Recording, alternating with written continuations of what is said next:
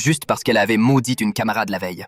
Le lendemain, en retournant à l'école, elle apprit de la bouche de son professeur une terrible nouvelle. Cette camarade était morte d'une crise cardiaque durant la nuit. Mary était persuadée que sa haine avait causé cette mort, mais Jack ne croyait pas à une idée aussi absurde. Pour lui, ce n'était sûrement qu'une coïncidence. Pendant ce temps, Jack commençait à se méfier de Mary. Il décida de partir avant qu'elle ne raconte la troisième histoire. En entrant dans les toilettes pour se soulager, Jack fut surpris de voir Mary le suivre dans les toilettes pour hommes. Elle tenait un couteau et commença à tracer quelque chose sur le sol. Voyant cela, Jack fut pris de panique et quitta rapidement les lieux. À peine arrivé dans le hall d'attente, il aperçut Mary qui l'avait repéré, ne voulant pas qu'elle l'approche. Jack mit aussitôt ses écouteurs pour lui faire comprendre qu'il ne voulait pas parler. Mais Mary semblait venir droit vers lui, ce qui mit Jack très en colère. Il demanda à Mary pourquoi elle s'acharnait sur lui. Mary répondit qu'elle voulait simplement lui raconter la dernière histoire. Jack, totalement perdu, ne comprenait pas ce que cet inconnu lui voulait. Il crut même que Mary avait de mauvaises intentions ou qu'elle essayait de le séduire.